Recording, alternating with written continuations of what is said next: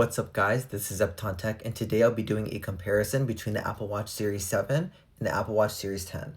And there's actually quite a few differences between the two. I had this watch for 3 years and I had this watch for a couple of months, and I have some thoughts and maybe you're making a purchase decision between the two.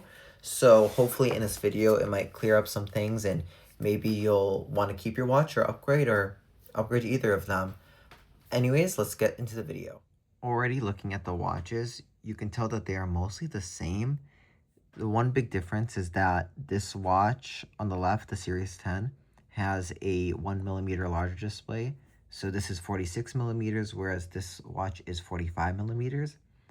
Another fun fact about this display is also that it refreshes at 1 Hertz. You can actually see the difference in the watch face, where the second hand can go up on each second on this watch face, whereas this one cannot do that. It only refreshes every minute. So you'll see in just a couple of seconds that it finally switched on both, but now you can see the blue hand go up on this one, whereas this watch does not have that functionality. Another thing that's nice to know is that this watch has 2000 nits peak brightness, whereas this one has 1000 nits. And you can already tell that this display is a little bit brighter on the screen. And if I showed it with a flashlight on it, I might be able to get more of the brightness to show, though it seems like I'm not in direct sunlight, so it's hard for you to see, but I am shining a light on it. Both displays do get pretty bright, but yeah, you can tell that the watch on the left does get a little brighter, at least in person.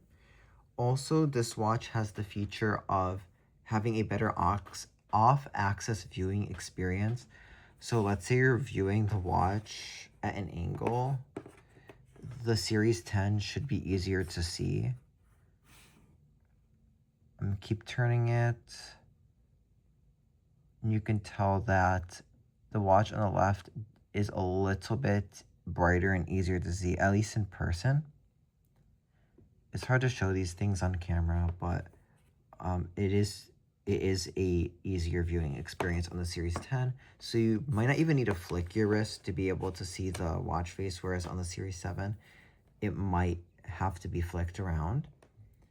One more thing that might be actually a downgrade is the Series 7 has a thinner bezel. Now, I know this watch is black, so it's hard to tell, but if you look at the sides, if my camera will zoom in, you can see that this watch has a thicker black area right here, whereas this watch is a very thin black area. So in my opinion, it's not a big deal breaker because both of the watches have that waterfall screen, so you can view it at a 90-degree angle. But other than that, I wouldn't worry too much about the bezel size. Also, the Series 10 comes in jet black, Series 7 does not. So if you're trying to find a jet black Series 7 on Marketplace, you might have some trouble finding that.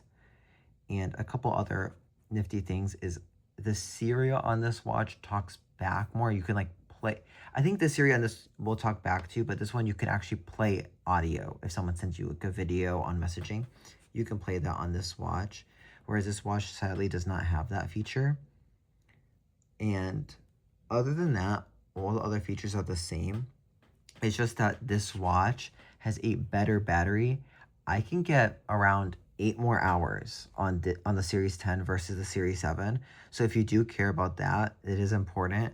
And also, if you are buying like one of these older Apple Watches, be careful about the battery health. Like if I went to my battery health really quick on this watch, it's already at 84%, which I think is not the best battery. I can barely get a day out of this watch now. I'm trying to pull up the exact screen. Oh, 81%, sorry. So it's actually decreased since I last checked. Whereas this one still has 100%, but yeah, if you care about battery health, you might want to get the newer watch used than the older one. But if you don't really use your watch for much and just for aesthetics, and if you don't use the always on display, you can get more hours out of it. I just find that having the always on display on the watch makes it a lot easier to use. And it makes it look less like like more of a gimmick on your wrist and more of like an actual watch when you're like in public, which I appreciate. But other than that, I don't have much other thoughts.